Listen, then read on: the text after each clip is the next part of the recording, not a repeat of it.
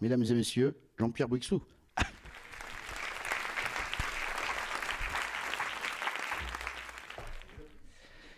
Ok, donc le petit principe, je suis pas très à l'aise moi dans ce genre de dispositif, mais bon, après tout, hein, pourquoi pas. Je vais lancer le débat. Si vous avez des questions à poser, ce n'est pas impoli d'interrompre. Voilà, vous levez la main et quelqu'un se chargera de vous apporter un micro pour poser vos questions. Voilà. Donc en fait, je vais partir sur le film qu'on vient de voir, donc ce fameux Dementia ou Daughter of Horrors, selon les titres. Donc du coup, Jean-Pierre, où est-ce qu'on est en fait? Est-ce qu'on est dans un film de genre ou est-ce qu'on est dans un film underground? Parce que finalement, je me dis que, que la frontière est assez ténue entre les deux quand on voit ce genre de truc. Un des intérêts du film, c'est qu'il brouille les frontières entre les films de genre. Est-ce que c'est un... Oui, c'est un film de genre, mais de quel genre? Est-ce que c'est un film d'horreur? Oui, mais ce n'est pas qu'un film d'horreur. Est-ce que c'est un film d'auteur? Oui, incontestablement. C'est un univers qui n'appartient qu'à lui. C'est un film très maîtrisé, par ailleurs, avec des moments complètement dingues. Il y a certaines séquences, notamment celle du cimetière, on se croirait chez Ed Wood, sauf qu'Ed Wood, c'est du grand... c'est pas n'importe quoi d'ailleurs, mais c'est du cinéma brut de décoffrage naïf. Je pense pas que ceci soit un film naïf du tout. Est-ce que c'est du cinéma d'avant-garde? Oui, aussi. Mais pas seulement. Enfin, on est loin des films surréalistes. C'est très bizarre. Est-ce que c'est un film underground? Pas vraiment. Le film underground était des films qui n'étaient pas destinés à être montrés au public habituel des salles de cinéma. Ce n'étaient pas des films destinés à une sortie commerciale. Là, le film a été tourné pour être montré en public, pour être exploité. On ne peut pas dire que ce soit un film d'exploitation non plus, du tout. Et alors, justement, par contre, C'est donc ça allait sortir ça allait avoir une sortie très confidentielle. toi, dans les années 60, tu as découvert les films underground, je pense véritablement. Comment ça se passait, en fait? Vu qu'aujourd'hui, c'est quelque chose qui est assez simple de découvrir des films dits underground. Dans les années 60, comment c'était? Les films underground, j'ai découvert ça presque par hasard. Un jour, il y avait une revue que certains d'entre vous doivent connaître. En tout cas, si vous ne la connaissez pas, je vous recommande vivement d'acheter la réédition qui est en cours. Il va y avoir 4 volumes en tout, il y en a 2 de parus. Une revue qui s'appelait Midi Minutes Fantastique, qui était une revue sur le cinéma fantastique. Et j'étais très copain avec un des 2 fondateurs de la revue, Alain Lebris, qui un jour me dit il y a une projection d'un film underground, viens, je t'y amène. Film underground, je savais que ça existait, mais je ne savais pas exactement ce que c'était. Et c'était une projection privée dans un appartement, un grand appartement. Et là, je découvre des films américains de Ron Rice, de Mike Couchard, de Taylor Mead, de Bruce Conner, de gens comme ça, plus des films d'un jeune Canadien qui vivait en France mais qui était pote avec tous ces gens-là, qui s'appelait Étienne O'Leary. Et alors, c'était des films en 16 mm. Et ma conception du cinéma et mon approche du cinéma, en tout cas, ont complètement basculé à partir de cette soirée-là. J'ai découvert qu'on pouvait faire du cinéma avec la même liberté qu'on avait pour écrire. C'est-à-dire des gens qui ne se pliaient à aucune règle, à aucune convention, qui faisaient des films tout à fait hors du circuit, qui étaient des films autoproduits, qui n'étaient pas vraiment produits d'ailleurs, qui étaient faits par des gens dans leur coin, avec des potes, sans budget, sans fric, qui ignoraient, pas qui ignoraient, pas qui ne connaissaient pas, mais qui méprisaient et qui oubliaient délibérément les règles les plus élémentaires de la syntaxe cinématographique, qui se foutaient de suivre un fil narratif, qui se foutaient complètement de la censure. Euh, à l'époque, c'était bien avant l'éruption du cinéma X. On voyait des sexes dans les films, mais ce n'était pas des films porno non plus. C'était des films où on pouvait montrer du sexe. Si on avait envie d'en montrer, on en montrait, sans se soucier de la censure. C'était des films qui n'étaient pas destinés à sortir dans le circuit commercial, donc qui ne respectaient pas les règles, qui étaient faits en toute liberté. Et ça m'a complètement enthousiasmé, et j'ai décidé de faire aussi un film comme ça, sans fric. Je n'ai découvert qu'après, d'ailleurs, que la plupart des cinéastes underground américains qui m'avaient si fort frappé étaient des gens pourris de pognon. Et que ce n'était pas pour la raison que je supposais, pas parce qu'il n'y avait pas de fric qui tournait sans fric, c'était aussi un choix esthétique, c'était une démarche. C'était pas par dénuement.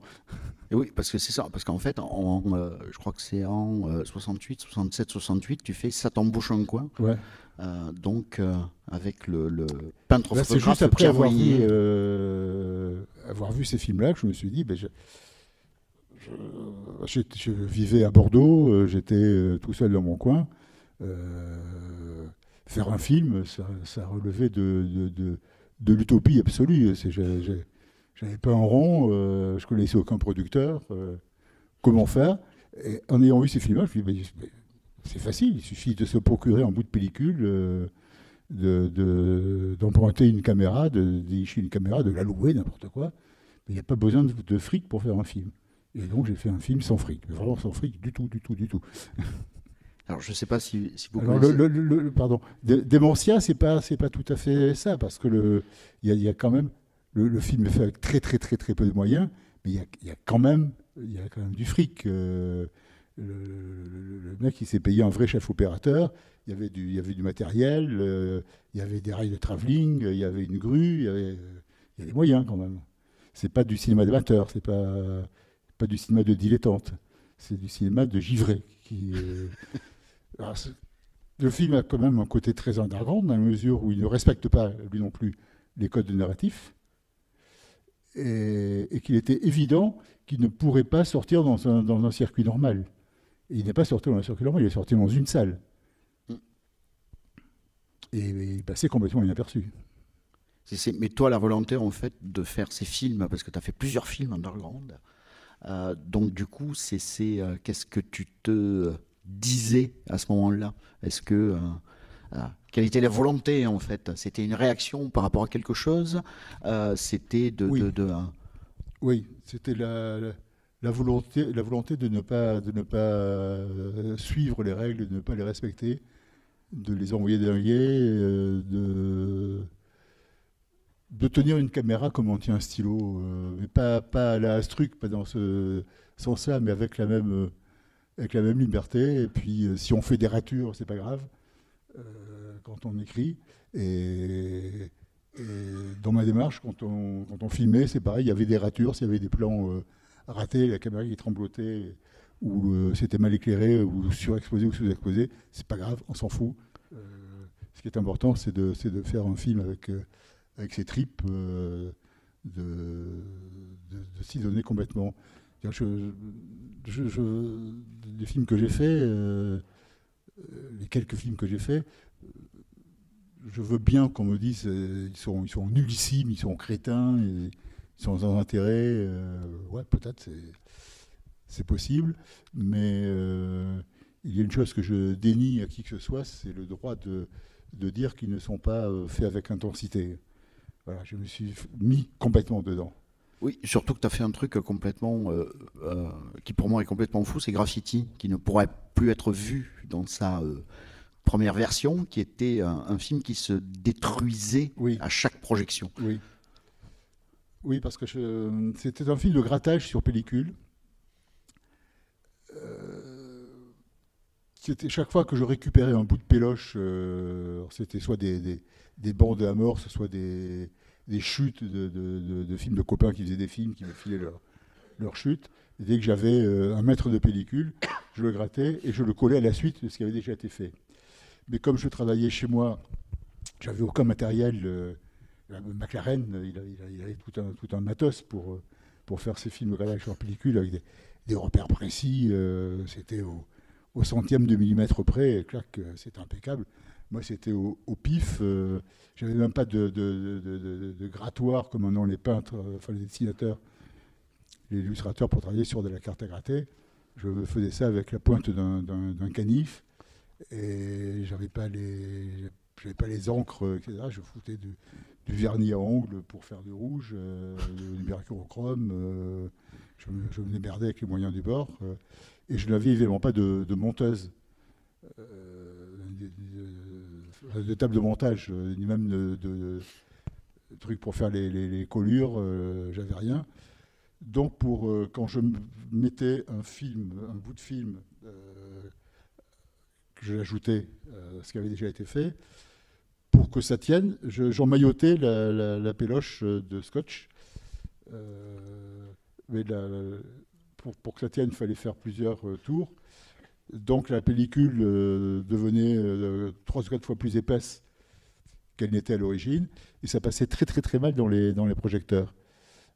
Il n'y avait pas de copie, par définition, puisque c'était l'original qui était projeté, c'était un work in progress. Et comme ça passait mal dans le projecteur, ça cassait. Régulièrement, il n'y avait pas de projection sans que le film ne casse entre 3 et 12 fois. Et je finis par dire, à chaque fois les gens gueulaient, encore, cassé. J'avais décidé que ça faisait partie du film, donc on ne rallumait pas la salle. On réparait, on rescotchait le film en vitesse, mais à chaque fois il y avait des lambeaux entiers qui partaient. Dans sa version la plus longue, à un moment, il a fait 45 minutes. Mais déjà, il y en avait beaucoup plus qui avaient été gratté, et qui s'étaient paumé en route. Et la version de 45 minutes s'est tellement cassée, a tellement elle-même été bousillée, que le film ne fait plus, je crois, maintenant que 19 minutes au lieu des 45 à l'origine. Puis j'avais fait aussi des trucs. J'avais des amorces de pellicules vierges, transparentes. Et je récupérais des films 8 mm d'absolument n'importe quoi, mais notamment des films, j'ai foutu la main, je ne sais plus trop comment, sur des films culturistes, et des mecs faisant des effets de biceps, et je collais sur ma pellicule 16 mm, hein, c'était pas du 35, c'était déjà assez étroit. Je collais de la pellicule, je scotchais de la pellicule 8 mm sur ma pellicule 16, et je grattais par-dessus tout ça, je rajoutais des trucs, enfin je m'amusais bien, quoi. Et de cette partie-là, avec de la pellicule collée sur la pellicule, il n'en reste plus rien, parce que tout a été détruit par les dents féroces des projecteurs. Donc effectivement, à chaque projection, le film s'auto-détruisait. Et ça faisait partie du film. Voilà. Et j'ai fait la confection de ce film s'est étendue sur à peu près 1 an et demi ou 2 ans, je ne sais plus. Mais c'est un sacré boulot de gratouiller. Une seconde, c'est très long, ça fait 24 images. Pour gratouiller 24 images, donc il y a des passages en noir, un petit peu. Je n'avais pas encore vu le film de Debord, Hurlement en faveur de Sade, mais c'est un petit peu ce principe-là, des alternances de noir et de blanc, sauf que là, il y avait aussi beaucoup de... C'est pour ça que ça s'appelle Graffiti. Alors, le titre, c'est Graffiti, orthographié G-R-A-P-H-Y-T-Y, et non pas Graffiti avec un ou deux F, je ne sais jamais, je crois que c'est deux, parce qu'en fait, le jour où j'ai décidé de lui donner un titre et de le gratuiter sur la pellicule, c'est un film qui était fait en état d'urgence. Quand j'avais une idée, il fallait tout de suite l'appliquer, la mettre en œuvre, la faire vivre dans le film. Et je n'avais pas de dictionnaire sous la main. Je me dis, merde, ça s'écrit comment, graffiti? C'est un F ou deux? C'est deux T ou un seul? Je ne sais plus du tout. Ben, je vais l'écrire PH avec un Y. Voilà. C'est pour ça que que le titre s'orthographie de cette manière inorthodoxe. Alors, c'est rigolo parce que quand on regarde ta filmographie, en fait, après ça, en fait, ça vrille complètement puisque tu as réalisé des films porno. J'en ai fait un autre. Sortez vos culs de ma commode. De ma commode. Qui est un ready-made cinématographique. Un jeune copain qui avait été appelé pour faire son service militaire s'était fait réformer très rapidement, mais il a eu le temps de dérober un court-métrage d'instruction aux jeunes recrues sur comment mener une guérilla contre comment intervenir en cas de guérilla urbaine pour déloger des gens planqués dans une maison, dans un quartier. C'était d'une stupidité absolument renversante.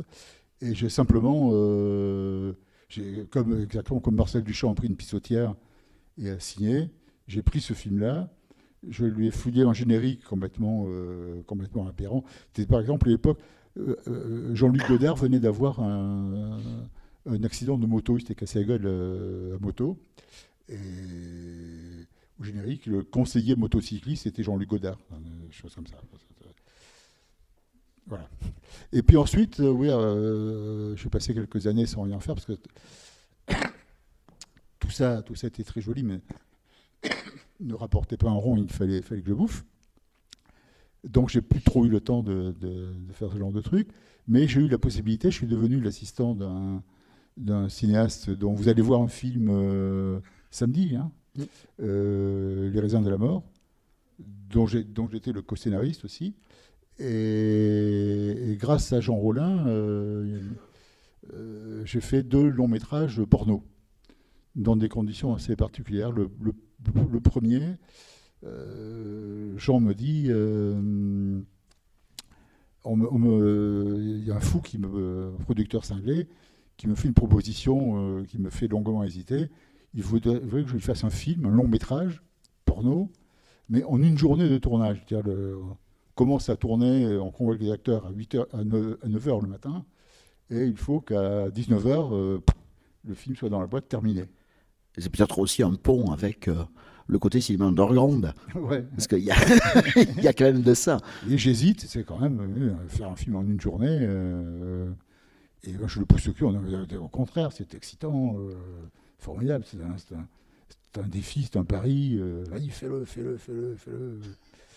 Et donc le tournage doit avoir lieu demain matin.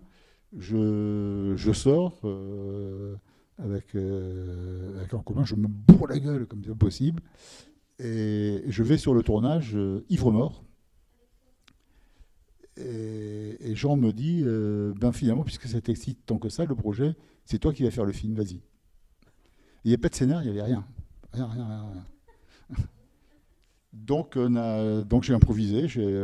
La seule solution, c'était d'être à l'écran moi-même, dans la plupart des plans, et en direct de diriger des acteurs, de leur faire des trucs, leur demander de faire des trucs. J'ai pris une idée aussi simple et bête que l'œuvre de Christophe Colomb. Je suis un cinéaste qui reçoit un coup de fil au début du film. Et il doit tourner une version des 2 orphelines. Et le producteur exige un changement d'optique. Il veut que ce soit un film porno. Et il annonce à ses comédiens, et qui n'ont jamais fait de porno. C'était uniquement des hardeurs, des hardeuses tout à fait chevronnées qui étaient là. Donc c'était assez amusant de leur faire jouer le rôle de gens effarouchants. Comment me mettre tout nu, de baiser devant la caméra, pas question. Mais si, vas-y, fais comme ci, fais comme ça. Enfin bref, tout le long métrage est bâti sur ce principe-là. C'est un vrai film porno, ça respecte le cahier des charges, si j'ose dire. Les gens en ont pour leur pognon, il y a des fellations, il y a des pénétrations, il y a des enculades, mais ça montre, en même temps, ça montre les coulisses, et c'est un regard à la fois très tendre et très acerbe, très acide même, qui est posé sur le genre tout entier. Voilà. Tu sais comment le film a été reçu ou pas ou, Je suis allé le voir en salle, quand même. Les gens, c'est sorti au midi minuit, le cinéma qui a donné son titre à la revue. J'étais très fier parce que j'étais très content parce que le midi minuit est une salle qui me faisait rêver quand je voyais ce titre, déjà ce nom de salle, le midi minuit. Et c'était une salle longtemps spécialisée dans le fantastique. C'est là qu'étaient sortis tous les grands films de Terence Fisher, Frankenstein s'est échappé, Le Cauchemar de Dracula, etc. Et plus tard, la salle s'est reconvertie au cul. Avant le porno, c'était le film soft, très soft, de Benaziraf. Chaque fois que je venais à Paris, j'allais en quelque sorte en pèlerinage au midi minuit. Et je n'aurais jamais osé rêver qu'un jour j'aurais un film de moi qui passerait sur l'écran de midi minuit. Donc je suis allé voir mon film au midi minuit. Et c'est vrai que les gens étaient un petit peu surpris quand même. Mais ils en avaient pour leur pognon. Donc, Je vous pose une question. Je sais pas. Comment on fait un film sans scénario sur une journée en fait et en étant bourré? Comment on fait un film sur une journée sans scénario en étant bourré? Qu'est-ce que je comprends? comment on fait un film sur une journée sans scénario et en étant bourré? On le fait. On le fait, on s'amuse bien. Puis le principe même a amusé tous les gens avec qui j'étais. Comme il fallait aller très vite, par exemple, le chef-op, je ne pouvais pas. Il avait posé ses lumières une bonne fois pour toutes pour éclairer. Tout se déroule dans une seule pièce. Hein. J'étais derrière lui. Je ne sais pas si certains d'entre vous s'intéressent au catch. Il y a une prise de catch qui s'appelle le double Nelson, où on est derrière l'adversaire, on passe ses mains sous ses aisselles et on les joint derrière sa nuque. Il est complètement immobilisé comme ça. Et on lui fait faire ce qu'on veut. Donc j'avais fait un double Nelson à mon chef-op. J'étais derrière lui et lui s'abandonnait complètement et je lui faisais faire ses mouvements de caméra. C'était moi qui les... Je bougeais, je tournais autour des personnages, je m'approchais, je m'éloignais, je retournais, tout en le dirigeant en haute voix. Alors c'était du son direct. Il y a tout ce que je dis et dans la bande son aussi. Et ça a beaucoup amusé les comédiens qui étaient, pour une fois, j'avais dit aussi, si l'un de vous a une idée, il a dit, et on le fait. Et il y a une nana, par exemple, un moment qui dit, moi j'ai envie de faire des rôles traditionnels, j'ai envie de jouer à Tali. Tu connais Atali? Oui, je connais par cœur le songe d'Atali, une longue tirade de l'héroïne. Je lui dis, vas-y, joue-nous le son, vas-y, interprète-nous le songe d'Atali. C'est fou. Je dis, non, mais en te branlant, ça serait mieux. Alors elle continue en se branlant, elle dit, mais si tu te mets un truc dans le cul, ça sera encore mieux. Et ainsi de suite. Voilà. Donc les acteurs s'amusaient foldingement. Il n'y a eu aucun problème. C'est devenu un grand jeu. Et comme il n'y a pas de fric pour tourner au bon titre un générique, le générique, à la fin, il parlait. C'est qu'il y avait une émission de télé qui s'appelait Au théâtre ce soir. Et à la fin, les acteurs se foutaient en rondognon devant la caméra. Et l'actrice principale disait la pièce que vous venez de voir est de monsieur machin truc, la mise en scène est de monsieur trucmuche, avec monsieur machin qui saluait, monsieur truc qui saluait, monsieur. Hein, ils s'applaudissaient les uns les autres, ainsi de suite. Et Oui, quelque part, c'est Guitry. On a fait ça à la fin du film. C'est du Sacha Guitry, quelque part. Et puis le deuxième, pour nous, c'est toujours avec le même Jean Rollin. Il a une commande de 2 films porno à tourner en 3 jours, les 2. Et il me dit, je vais en faire un, tu feras l'autre. Carrément, c'était le deal. Je prends 1h30, un jour et demi, je fais mon film, et puis tu prends l'autre demi-journée et la journée suivante, et tu fais le tien. Tu seras mon assistant pour mon film, je serai ton assistant pour le tien. Ah ben oui, c'est très formidable, d'accord. Et malheureusement, il y a eu un problème de caméra, et tout ce qui a été tourné la première journée, on a appris le lendemain matin que la pellicule était bousillée, il fallait tout refaire. Donc on a tout refait, mais le film de Jean Rollin a pris 2 jours pour être tourné. Donc il ne restait plus de nouveau qu'une journée. Alors j'avais écrit un scénario qui s'inspirait de l'histoire des Sœurs Papin. Vous connaissez l'histoire des Sœurs Papin, qui avait déjà inspiré un film d'ailleurs, Les Abysses de Nico Papadakis, qui est un très beau film. Ça a inspiré aussi une pièce de théâtre à Jean-René Les Bonnes. C'était 2 sœurs des Boniches qui se révoltent contre leur patronne, une mère et une fille, et qui ont fini, c'est un vrai fait divers, hein, qui date des années 30, et qui avait beaucoup frappé les surréalistes qui ont défendu les Sœurs Papin, qui leur ont consacré des poèmes, etc. Et donc les 2 frangines se sont révoltées contre leur patronne, ont fini par leur arracher les yeux en les massacrant allègrement. Évidemment, j'ai changé tout ça. C'était deux frangines, Boniche également, qui entraînaient leur patron dans une orgie frénétique, avec un grand-père gâteux, centenaire, qui était joué par Jean Rollin, qui était propriétaire d'une usine, d'une manufacture d'objets pieux. Et à la fin du film, le vieillard gâteux retrouvait son bon sens, la parole, grâce à sa petite fille qui lui avait fait une pipe. C'était une glorification de l'inceste. Et il décidait de convertir son usine d'objets pieux en usine de poêle à gratter. Et il en faisait cadeau à ses ouvriers. Et il partait faire vivre une orgie permanente dans les îles avec sa petite fille et les copains et copines de sa petite fille. Malheureusement, j'en termine avec... et je ne sais plus ce qu'elle allait dire. Oui, alors malheureusement, une des 2 comédiennes prévues pour faire une des 2 frangines a dû partir. Elle n'était plus disponible le 3e jour. Donc j'avais mes sœurs Papin, il n'y en avait plus qu'une.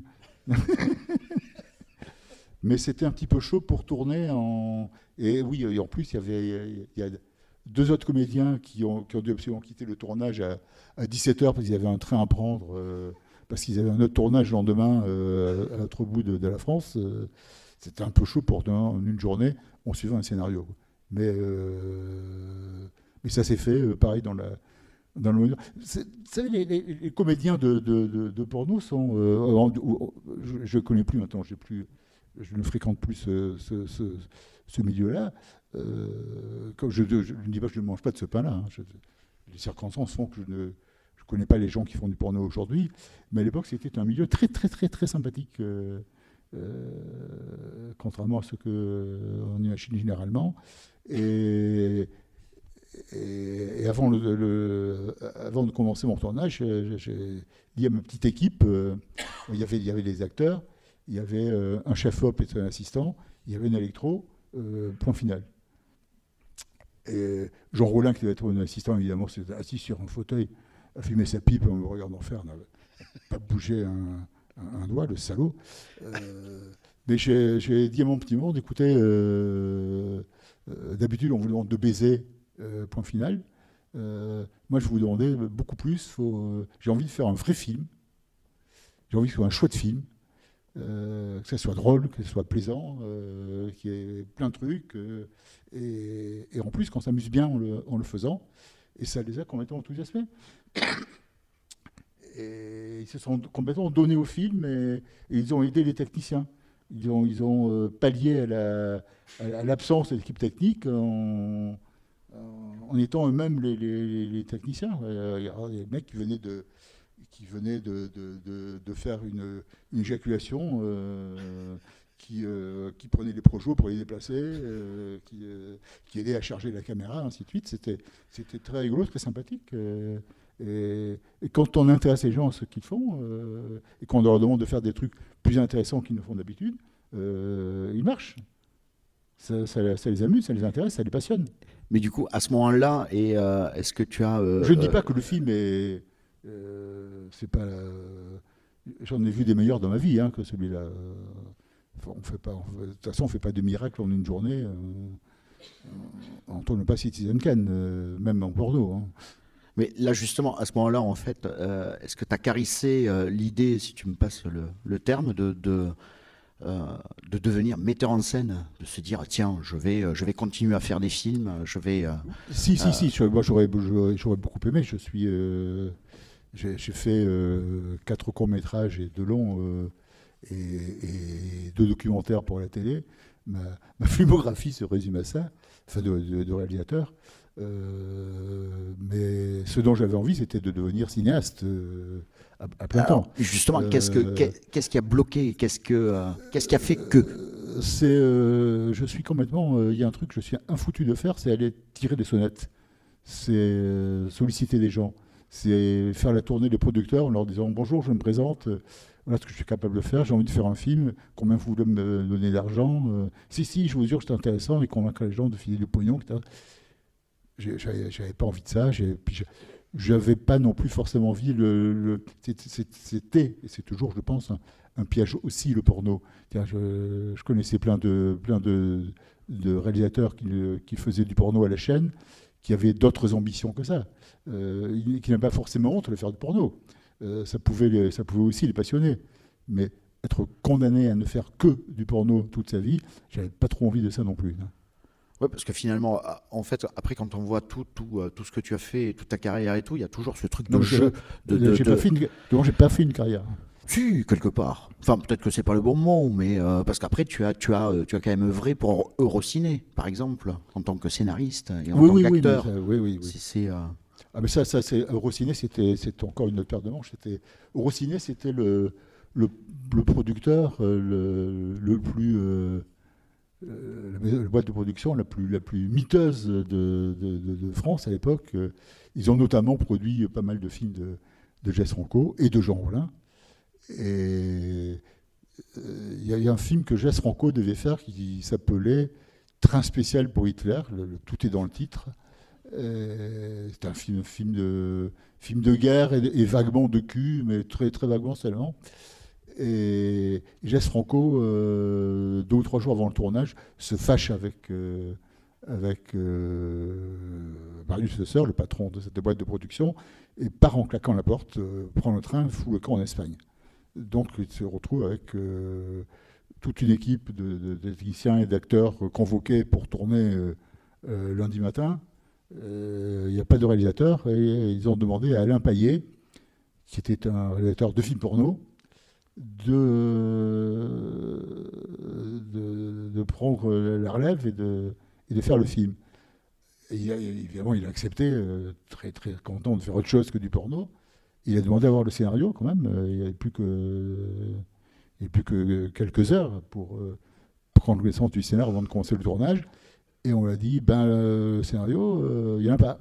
Il y a un synopsis qui fait 3 ou 4 pages dactylographiées, c'est tout.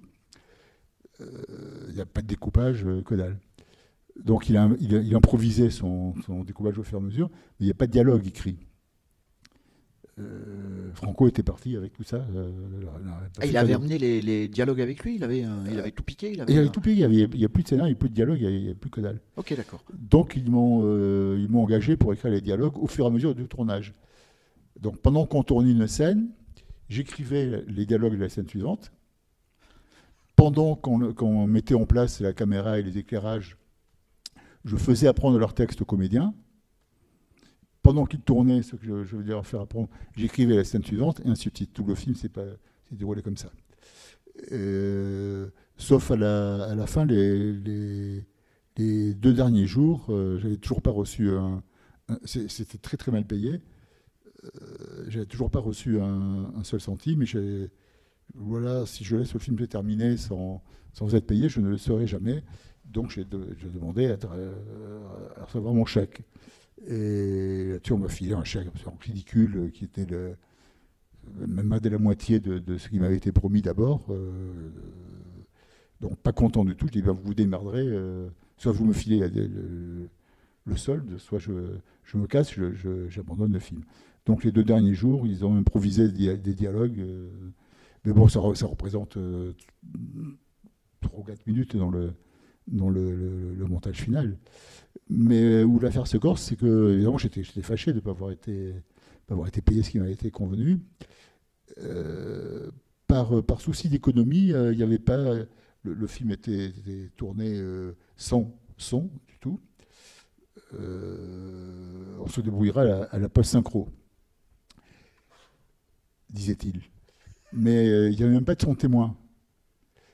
Et la script, qui était la belle-fille du producteur, il n'y a pas de petite économie, gardait précieusement les pages où j'avais écrit les dialogues, s'efforçait de noter les changements, parce que des fois les comédiens ne respectaient pas au mot près ce qu'il avait dit, s'efforçait de tout noter. Quand il y avait des prises qui doivent être refaites, là, ça mélanger les pinceaux, ça peut être triste. Et au moment de la post-synchro, elle ne retrouve plus les feuilles en question, elle les avait perdues. Donc à la post-synchro, les acteurs ont essayé de se souvenir du texte qu'ils avaient dit, mais ils ne se souvenaient pas toujours. Donc il y a des tas de fois où les mouvements de lèvres ne correspondent pas du tout à ce qu'on entend dire au personnage. Il y a des tas de fois où on voit quelqu'un qui parle, puis c'est une autre voix où c'est dans le silence, où les gens ont tous la bouche fermée et ils parlent. Enfin, c'est un des navets les plus calamiteux que j'ai vu de ma vie. Je suis très content d'y avoir participé. C'est formidable aussi. Évidemment, toujours pas de petites économies, donc pourquoi payer des figurants quand on peut faire de la figuration aux gens qu'on a sous la main. Donc dès qu'il y avait besoin dans le film, il y avait des soldats allemands, méchants nazis, puis il y avait des résistants polonais, et il y avait des GI américains et des gens de la Croix-Rouge. Et il y a alors, dès qu'il manquait quelqu'un, c'était Jean-Pierre, viens, mets un uniforme nazi. Tu es dans le fond, là, tu fais un truc, tu fais ça. Un moment après, Jean-Pierre, il manque un soldat allemand, un soldat américain, mais un uniforme de GI, et ainsi de suite. Et il y a une séquence, je vous jure que c'est vrai, il faut être au courant, parce que je n'ai pas de gros plans, ce sont des plans généraux.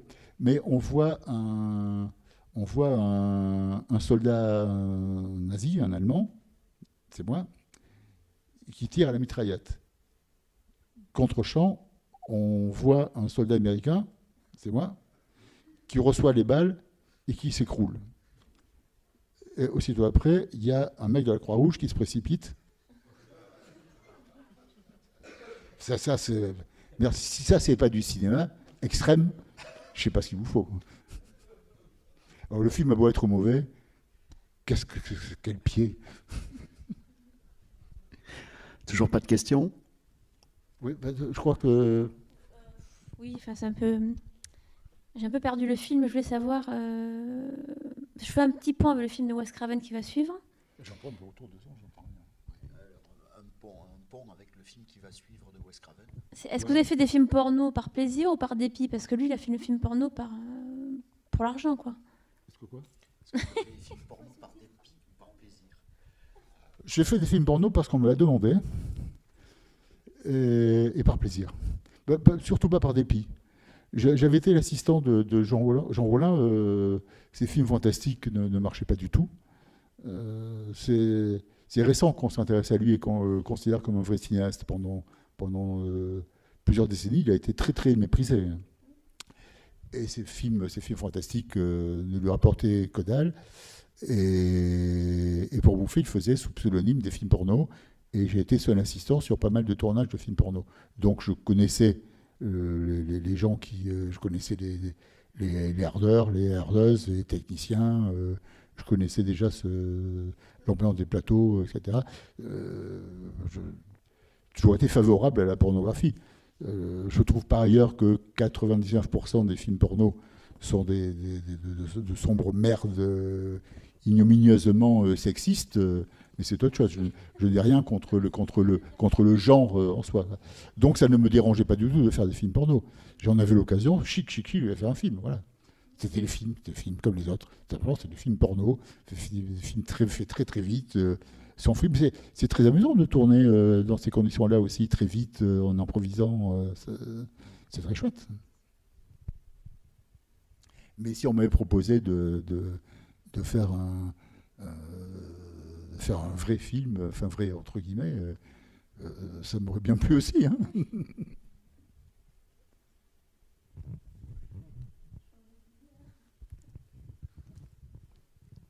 Oui, le deuxième, petite précision, le premier qui devait s'appeler, c'était juste, il était tourné juste après le décret de 1976 instaurant le X-age.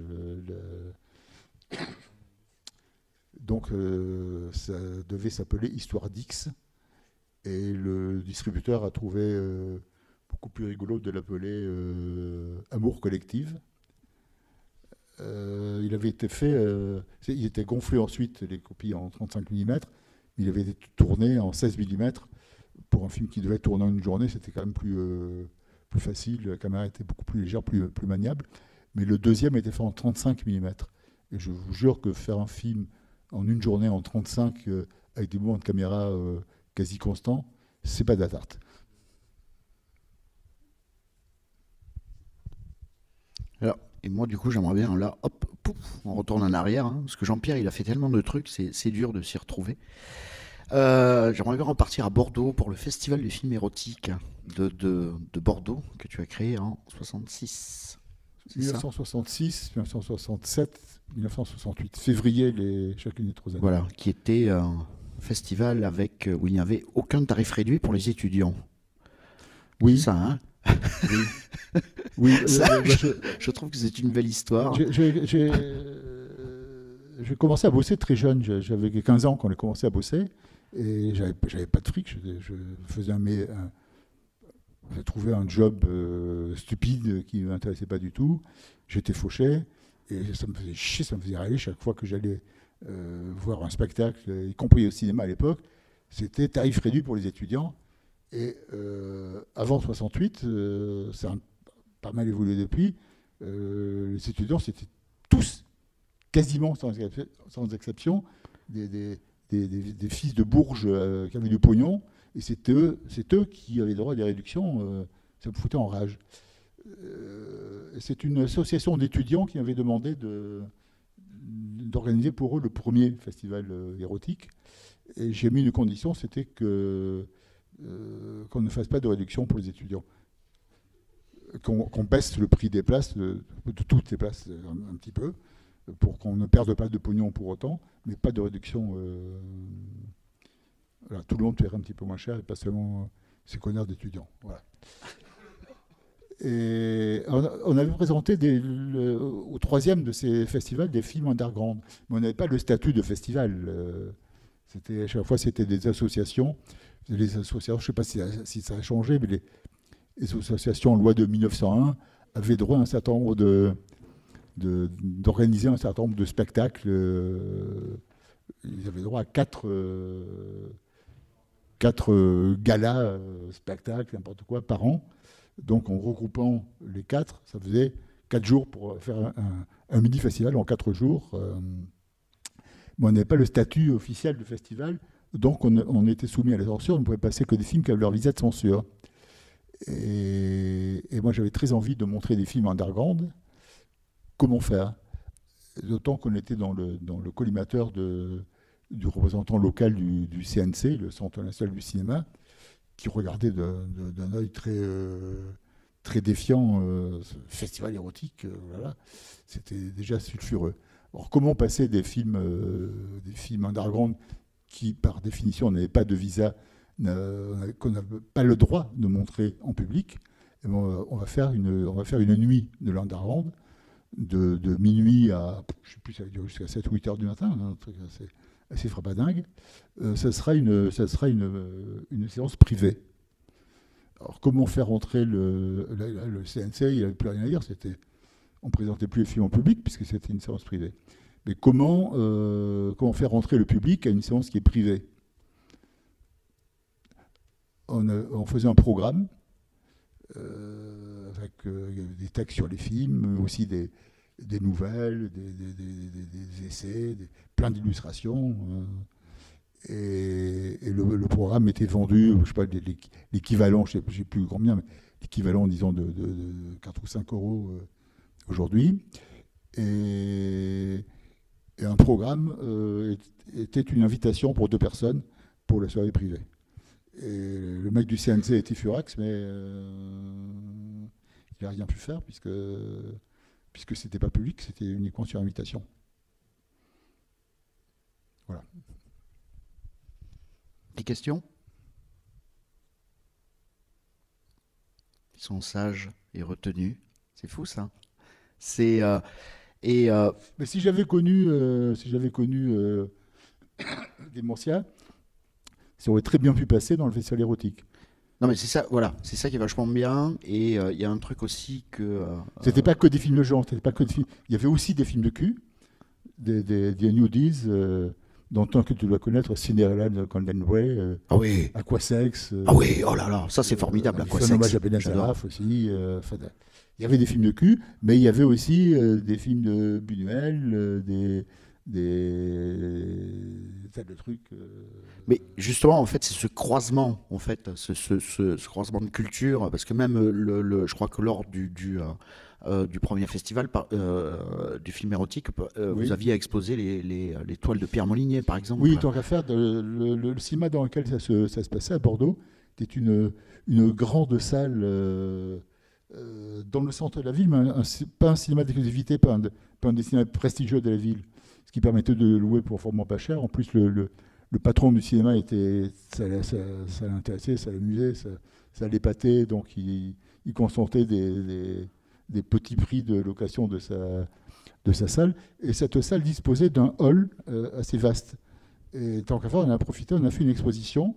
Et la première année, en 1966, le fondateur de la Cinémathèque de Toulouse, Raymond Borde, avait réalisé un documentaire sur un peintre et photographe bordelais qui s'appelait Pierre Molinier. Cherchez sur Internet qui était Molinier, vous allez trouver des choses qui vont j'espère, vous ravir, en tout cas vous surprendre. C'est un personnage, un créateur très très très singulier. On avait présenté le documentaire de Raymond Borde sur lui, qui n'avait jamais été projeté en public. Pour la première fois, on l'a projeté en public. Les toiles de Molinier, il traficotait lui-même, il fabriquait ses pigments. Enfin, c'était des mélanges de couleurs très étonnants. Et la pellicule n'arrivait pas à fixer certaines couleurs, certaines teintes. Et Molinier, en projetant des diapositives, aucune pellicule, photo ou cinéma, en projetant des diapositives de ces toiles, s'était aperçu que les teintes de la toile étaient restituées si c'était projeté sur un écran non pas blanc, mais légèrement saumonné. Il s'était fabriqué un écran, un grand écran, alors pas comme ça, mais un écran qui devait faire 2 mètres, 2,50 m de haut, en papier saumonné. Et on a passé le film sur l'écran en papier saumonné, qui évidemment dans une grande salle devenait un écran timbre-poste, mais bon, on n'est pas rien. Ben pareil, oui, alors, dans le hall, donc, il y avait le film sur Molinier qui passait, et on avait improvisé une exposition avec des toiles de Molinier, mais également des photomontages qui n'avaient jamais été montrés encore en public, qui n'avaient jamais été exposés, ni publiés, ni rien. S'il y en avait eu un qui avait été publié par André Breton en couverture d'une revue surréaliste qui s'appelait Le surréalisme même, mais jamais ça n'avait été montré. Et c'était terriblement choquant, surtout à l'époque. Molinier se travestissait, pas en femme, c'est pas un travelot. Il se transformait en un être androgyne avec un faux crâne lisse, un loup rouge. Il n'aimait pas son menton, donc il s'était fabriqué un faux menton, et en guêpière, avec des bas.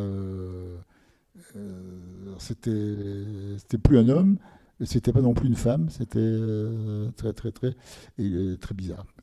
Et il faisait des photos, des autoportraits de lui qu'il retravaillait, il découpait, il faisait des montages, un boulot tout à fait fascinant. Et on avait exposé ça dans le hall.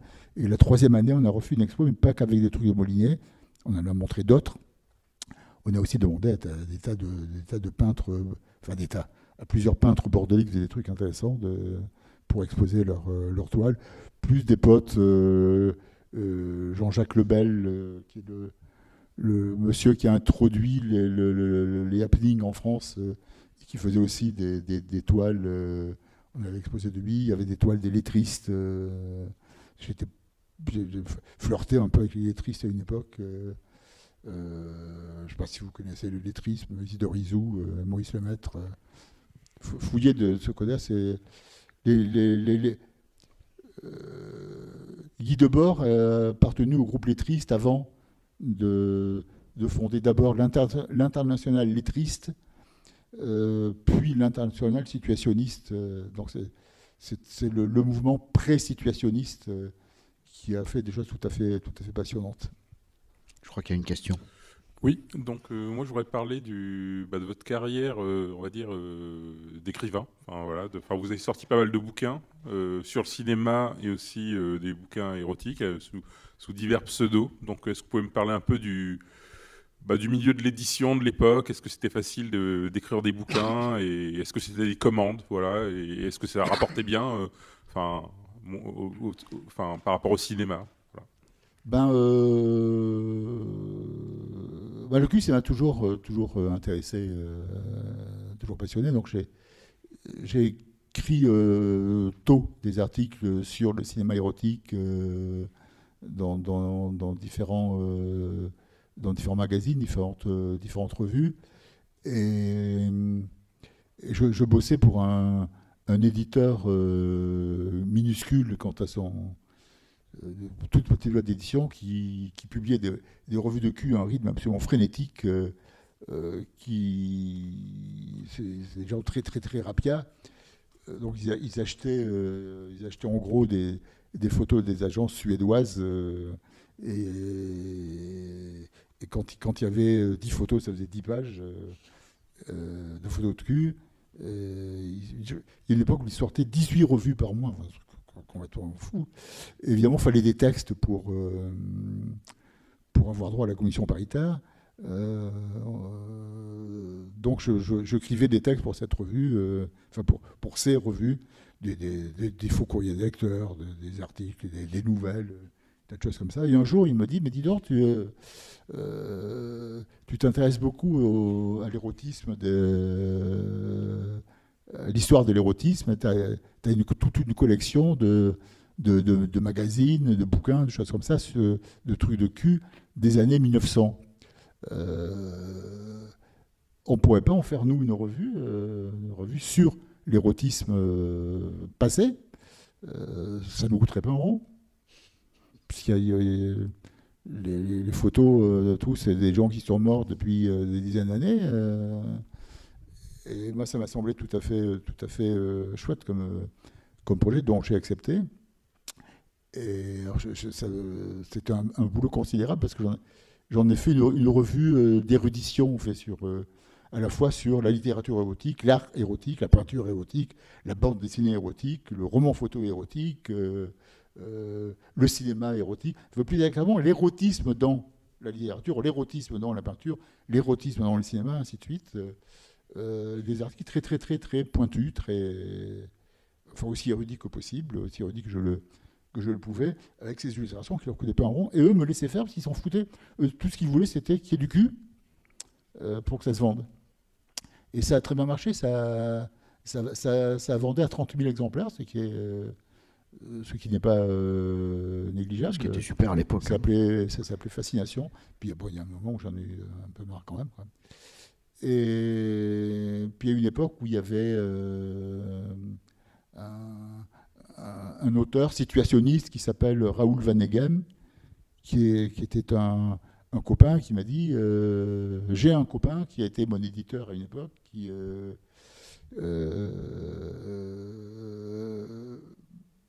à qui un éditeur qui s'appelait Henri Verrier, qui publiait surtout des bouquins sur le cinéma.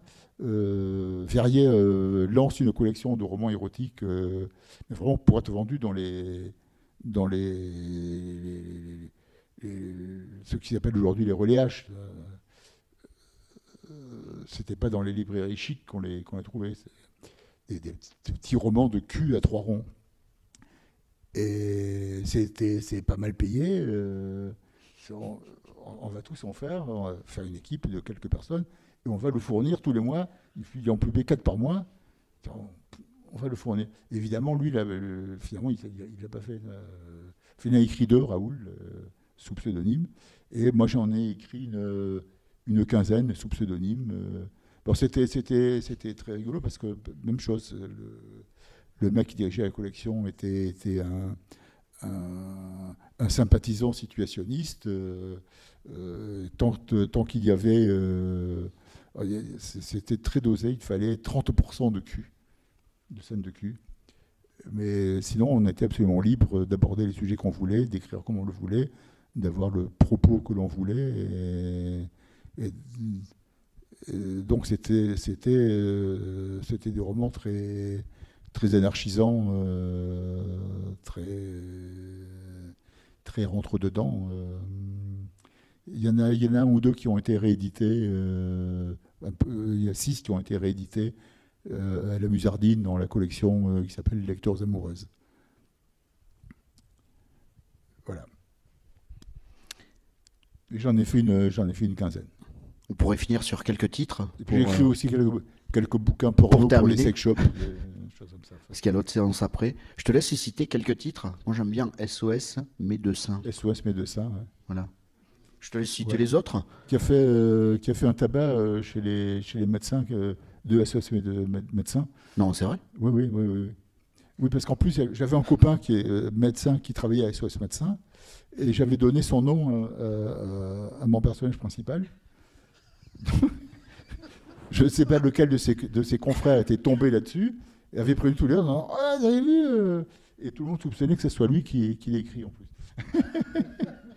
Et alors, qu'est-ce que j'ai fait ? J'ai fait Effusion démente. L'odieux tout-puissant. L'odieux tout-puissant. Ça, c'est l'histoire d'un mec vraiment très mécréant, très athée. Et un jour, il s'aperçoit que Dieu existe, c'est lui. Donc, ils s'empressent de faire des trucs pour voir. Il rencontre son père, il rencontre Dieu le Père, qui lui dit « En fait, t'es mon deuxième fils, j'en ai déjà eu un il y a 2000 ans. Quel con Enfin, il est mort à 33 ans. Mais là, j'en ai marre, je prends ma retraite, c'est toi qui me remplace. » Et le mec devient Dieu. Enfin, c'est lui. Alors, d'abord, il fait des expériences, il fout la tour Eiffel au sommet du Mont Blanc. Merde, ça marche. tous les édifices religieux, les églises, les temples, les synagogues, les mosquées, il les envoie en satellite autour de la Terre, en rotation. Et puis avant, il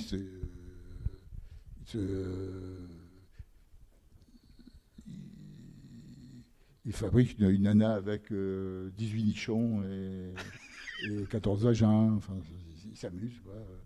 Il arrive plein de choses. Et puis à la fin, il trouve vraiment les humains trop cons. Et il détruit la Terre, il détruit l'univers, il détruit tout. Et on dit, il n'y a pas de bon Dieu. Ça se termine comme ça. Et puis, je sais pas, j'ai oublié les titres. Sorcellerie Rémoulade. Sorcellerie Rémoulade, ciné amateur. Oui. Avec Brigitte Lahaye en couverture. Oui, exact. Ouais. Ouais. Il y en a 2 avec Brigitte Lahaye en couverture. Il y a Les Clistères de Paris aussi.